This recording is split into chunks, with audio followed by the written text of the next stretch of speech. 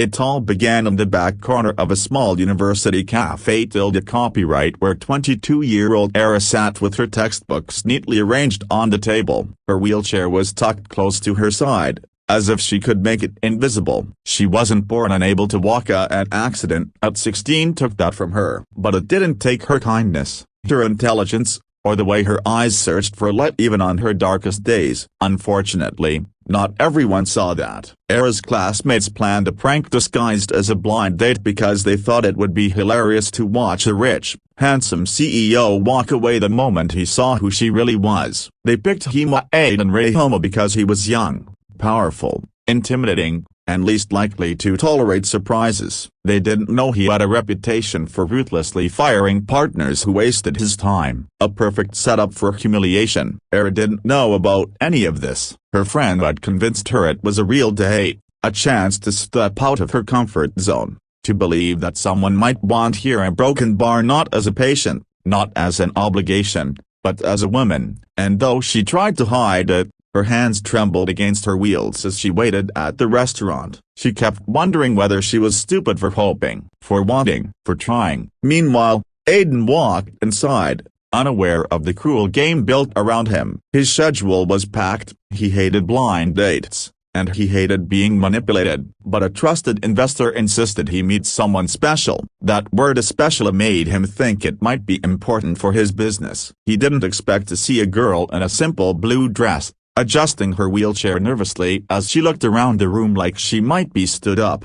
Their eyes met. Aiden froze, not out of judgment, but because she looked terrified, fragile, like she was bracing for impact. Something about her expression made him pause. It wasn't the wheelchair. It was the loneliness behind her brave smile. "Are you a broken bar, Era?"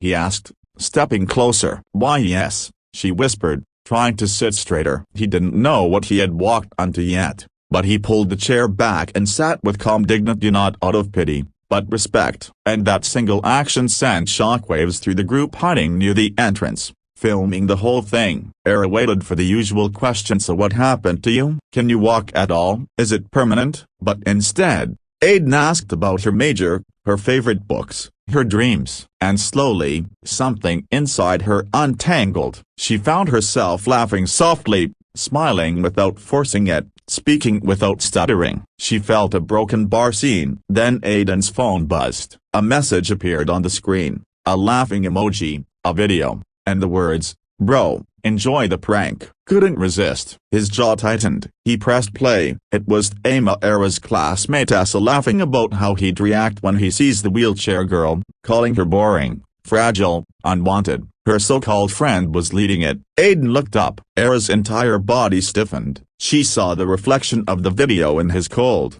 unreadable eyes. She realized what they had done. Her fingers trembled uncontrollably. "Yeah, broken bar. I'm sorry," she choked out, her voice breaking. "I didn't know. I swear I didn't know." And then all the strength she had gathered collapsed. This had always been her fear, that any kindness shown to her was a mistake, a burden, a joke. But Aiden surprised her. He stood not to leave, but to walk toward the entrance where the group was hiding. The anger in his stride made everyone fall silent. "This is what you call entertainment?"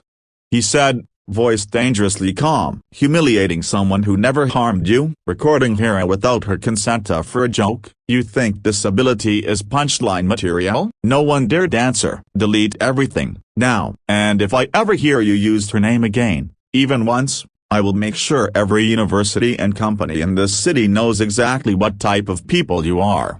The fear in their eyes said enough. Aiden returned to Era, who looked small and hurt, struggling to wipe her tears with shaking fingers. "You don't owe me an apology," he said softly. "The only ones who should be sorry are them." "I shouldn't have come," she whispered. "I shouldn't have believed it." "Don't finish that sentence," he said. "You believed because you're good. That's not a weakness." Something inside her cracked open, releasing years of quiet pain. "People see the wheelchair first," she whispered. "Not me." "I don't," he replied simply. Those two words changed everything. He asked if she wanted to leave, but not to go home. "Come with me," he said. "Let me show you something." He took her to a rehabilitation center, his foundation's project. He funded therapy programs, built ramps for schools, sponsored equipment for families who couldn't afford it. He confessed that after losing his own brother to an accident, he dedicated part of his life to supporting people society overlooked. Era's eyes widened. "You a broken bar, you understand. I don't understand your pain," he said gently. "But I respect it." For the first time in a long time, she felt safe. Days passed. Then weeks. Their friendship deepened into something warm and healing. Era started believing she deserved happiness, that her life wasn't defined by what she had lost. When her classmates tried to apologize, she didn't let them back into her life, not out of spite, but strength. They were forced to watch as Aiden, the very man they thought would reject her, became her unwavering protector. Months later, Aiden brought her back to the same restaurant where they first met. Only this time, there were no cameras, no laughter, no setup. "I met you because someone wanted to break you," he said. "But instead, they led me to the woman who changed my life." Era inhaled sharply as he knew not to fix her wheelchair but to hold her hand at eye level, equal and steady. "I don't want you to ever think you're less, not in my eyes, not in anyone's." Tears fell freely down her cheeks, not from shame this time from healing. What began as a cruel prank became the turning point of her life. She learned that worth isn't measured by legs that walk,